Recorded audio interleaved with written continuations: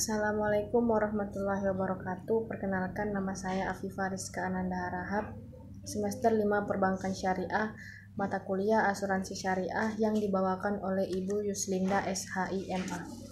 Baiklah, di sini saya akan membacakan hasil makalah saya yang berjudul Peluang dan Tantangan Asuransi Tafakul atau Syariah. Sebelumnya saya akan menjelaskan terlebih dahulu sedikit latar belakang mengenai asuransi syariah. Di Indonesia, kegiatan asuransi merupakan kelanjutan asuransi yang ditinggalkan oleh pemerintah Hindia Belanda. Dimulai sejak terjadinya migrasi usaha ini dari negara Belanda yang dibawa oleh para intelektual negara tersebut ke Indonesia untuk menjamin kehidupan mereka dalam bentuk maskapai-maskapai seperti NV Levensverzekering Maatschappij van de Nederlanden van 1845, NV Levensverzekering Maatschappij Nijmegen van 1859, dan Onderling Levensverzekering Genootschap de Olve van 1878.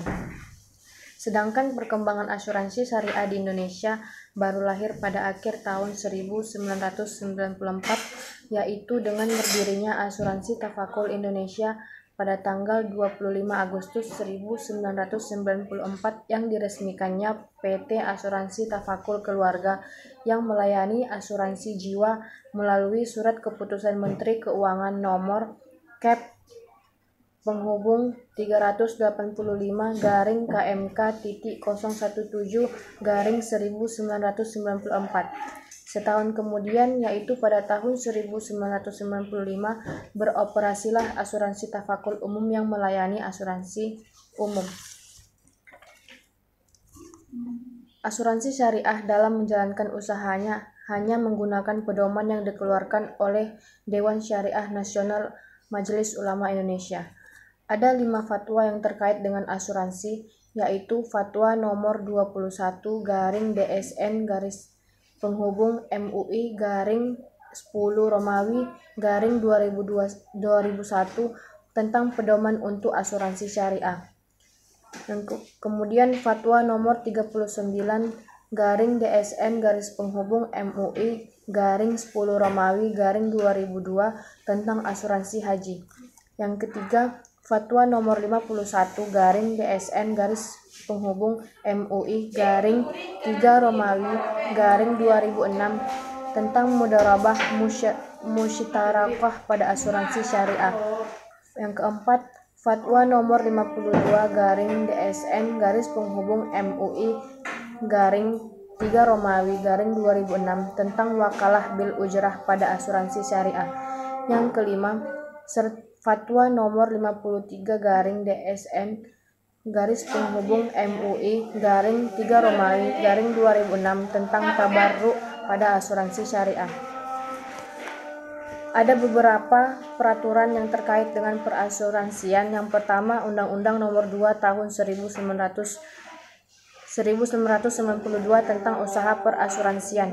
Yang kedua, Peraturan Pemerintah Nomor 73 Tahun 1992 tentang penyelenggaraan usaha perasuransian. Yang ketiga, Peraturan Pemerintah Nomor 63 Tahun 1999 tentang perubahan atas Peraturan Pemerintah Nomor 73 Tahun 1992.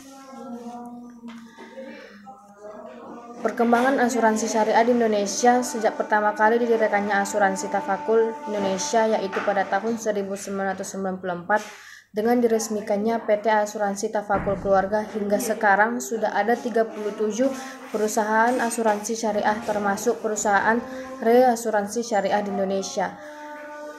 Berikut perusahaan asuransi jiwa syariah. Yang pertama, Asuransi Tafakul Keluarga didirikan tahun 1994. Yang kedua, Asuransi Syariah Mubarakah didirikan tahun 2001 dan MAA Life Assurance didirikan tahun 2000. Selanjutnya, perusahaan asuransi jiwa yang mempunyai usaha syariah.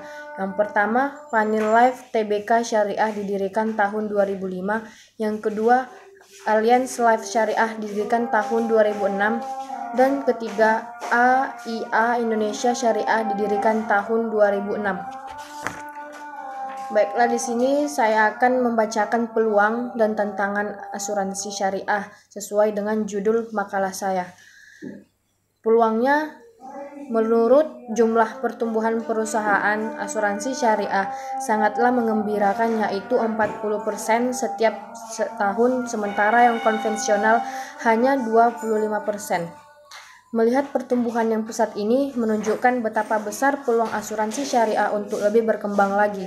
Setidaknya ada dua faktor penting yang bisa menjadi momentum berharga bagi berkembangnya asuransi syariah di Indonesia, yaitu yang pertama, ruang penetrasi produk asuransi di Indonesia masih sangat luas, mengingat presentasi pemegang polis individual di Indonesia baru mencapai kisaran 3% atau sekitar 6,6 juta dari total penduduk sebesar 220 juta jiwa. Yang kedua, mayoritas penduduk Indonesia merupakan umat Islam, dan kehadiran produk yang sejalan dengan konsep serta nilai-nilai beragama berpeluang besar untuk bisa diterima oleh masyarakat luas. Di samping itu, besarnya penduduk Indonesia yang beragama Islam menjadi asuransi syariah berpeluang besar untuk lebih berkembang lagi. Hal ini karena bagi orang Muslim menjalankan aktivitas yang sesuai dengan tuntutan Islam tentunya akan menjadi pilihan utama. Keunggulan konsep asuransi syariah yang dapat memenuhi rasa keadilan juga menjadi peluang bagi berkembangnya asuransi syariah. Misalnya, konsep bagi hasil dalam asuransi syariah, di mana jumlah yang dibagi tergantung hasil yang didapat sehingga tidak ada yang dirugikan. Konsep bagi hasil ini pula yang membuat perusahaan asuransi syariah dapat bertahan terhadap krisis ekonomi tahun 1997. Dan yang menjadi tantangan asuransi syariah di Indonesia, asuransi syariah berkembang dengan cepatnya sedangkan perundang-undangan khusus asuransi syariah belum ada hingga sekarang. Keadaan ini merupakan tantangan bagi berkembangnya asuransi syariah karena dikhawatirkan akan menimbulkan kesamrawutan.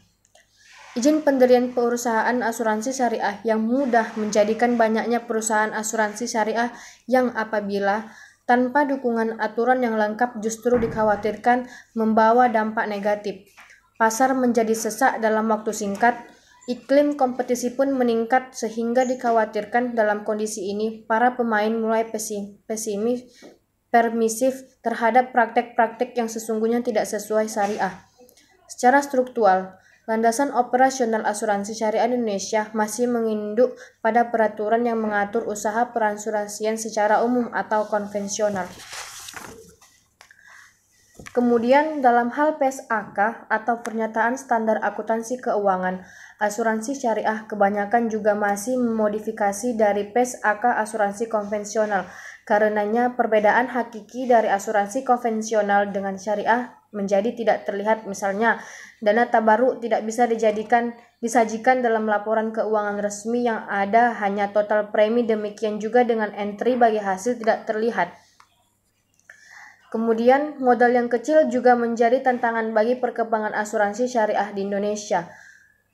Di dalam keputusan nomor 426 tahun 2003, Menteri Keuangan hanya mensyaratkan modal kerja perusahaan 2 miliar, sehingga menurut Muhammad Syakir Sulah, Ketua Islamic Insurance Society, banyak yang asal membuka cabang syariah, padahal dengan dana sekecil itu, perhitungan bisnisnya menjadi kurang masuk akal. Mungkin sampai di sinilah hasil makalah saya, kurang dan lebihnya saya mohon maaf. Assalamualaikum warahmatullahi wabarakatuh.